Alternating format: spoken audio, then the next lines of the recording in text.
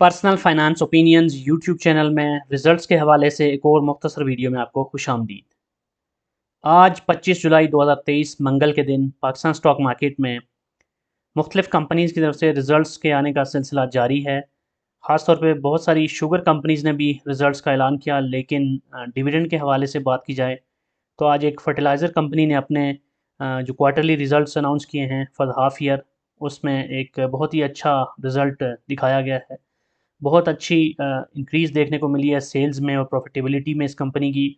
और इस कंपनी ने एक और इंटरिम डिविडेंड अनाउंस किया है। पिछले क्वार्टर में भी इस कंपनी ने डिविडेंड अनाउंस किया था और अब एक और इंटरिम डिविडेंड अनाउंस हुआ है। इस वीडियो में इस कंपनी के रिजल्ट के हवाले से डिटेल्स आपके साथ शेयर की जाएंगी। डिविडेंड के हवाले से तमाम डिटेल्स आपके साथ डिस्कस की जाएंगी कि कितना डिविडेंड दिया, पहले इंटरिम कितना दिया, साथ साथ जो इंपॉर्टेंट डेट्स हैं और साथ साथ कंपनी के जो इनकम स्टेटमेंट है उसको भी थोड़ा सा एनालाइज किया जाएगा। और साथ साथ हिस्टोरिकली पिछले 5 साल में ये कंपनी कैसा डिविडेंड और कैसी पे आउट के अलावा अर्निंग दिखाती रही है, ये सारी चीज़ें भी आपसे शेयर की जाएंगी।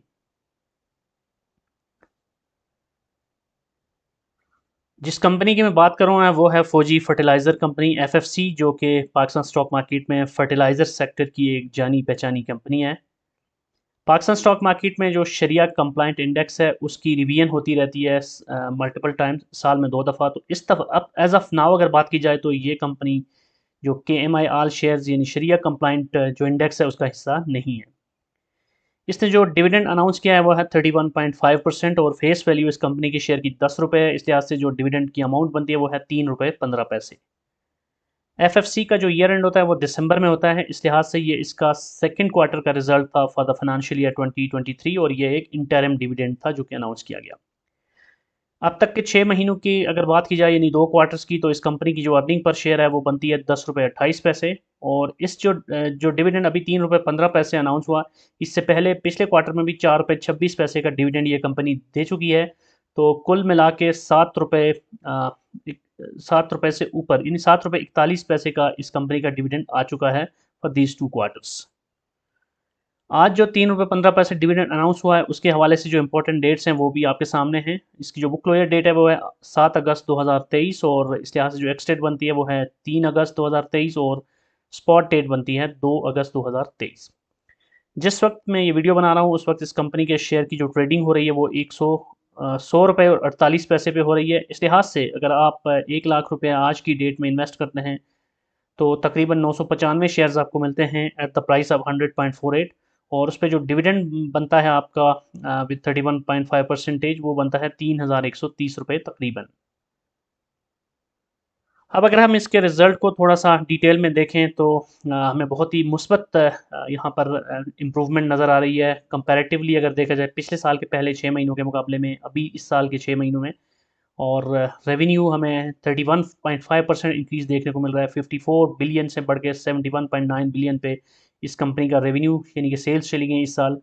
और फिर ग्रॉस प्रॉफिट अगर देखें तो वो भी उसमें मज़ीद बेहतरी हमें देखने को मिल रही है, क्योंकि जो रेवेन्यू में इंक्रीज़ है वो 31.5% है, लेकिन जो ग्रॉस प्रॉफिट है वो 50% इंक्रीज 49.4% इंक्रीज़ हुआ है 20.9 बिलियन से बढ़ के 31.2 बिलियन पे।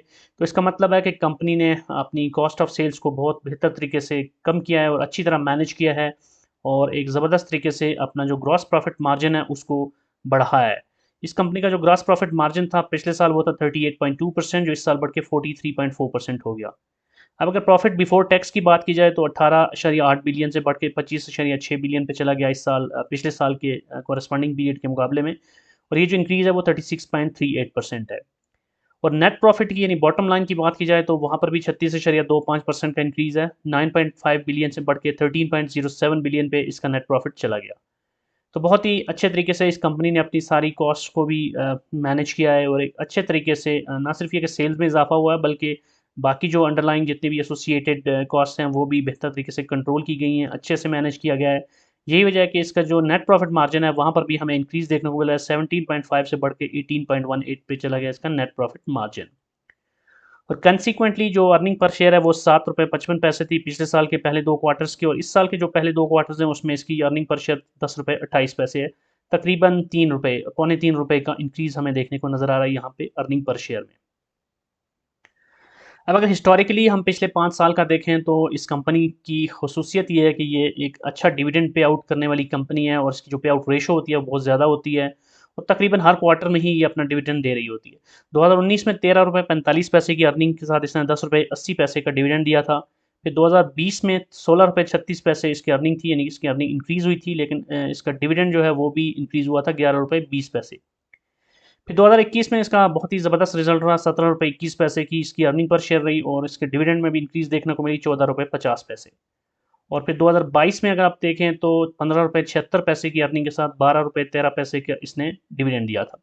और 2023 के अब तक के जो 2 क्वार्टर्स हैं, शशमाही जो रिज़ल्ट है उसमें ₹10.28 की इसकी जो टोटल बनती है अर्निंग पर शेयर, और जो डिविडेंड इसने अनाउंस कर दिया है या दे दिया है वो है ₹7.41।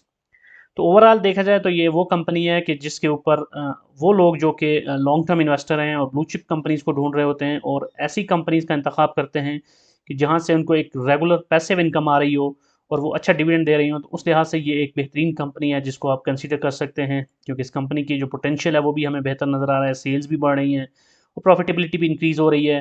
प्लस इंपॉर्टेंट चीज़ ये है कि being an agricultural country, Pakistan में जो इस तरह की जो कंपनीज़ हैं फर्टिलाइज़र्स और या ज़राअत से रिलेटेड, तो उनकी जो प्रोडक्ट्स हैं उनकी मांग के अंदर हमेशा इजाफा ही होता रहता है। ये अलग चीज़ है कि इस तरह की कंपनीज़ को गैस के हवाले से गवर्नमेंट की जो पॉलिसीज़ होती हैं, प्लस दीगर जो करेंसी की डिवैल्यूएशन है या ओवरऑल इकोनॉमिक कंडीशंस है, उसका ख़मियाज़ा तो भुगतना ही पड़ता है। लेकिन कुल मिला के देखा जाए तो ये वो कंपनीज़ हैं जिनको आप बेहतर तौर पर अपने इन्वेस्टमेंट पोर्टफोलियो का हिस्सा बना सकते हैं और मुतमईन होकर डिविडेंड एंजॉय कर सकते हैं। That's it from this video. I hope कि ये इन्फॉर्मेशन आपके लिए यूज़फुल होगी। अगर आपका कोई क्वेश्चन है, कोई भी फीडबैक है तो कमेंट सेक्शन में लिख सकते हैं, और अगर आपको ये वीडियो पसंद आई है तो चैनल को सब्सक्राइब करना, वीडियो को लाइक करना और बेल आइकन को प्रेस करना मत भूलिएगा। Thank you very much.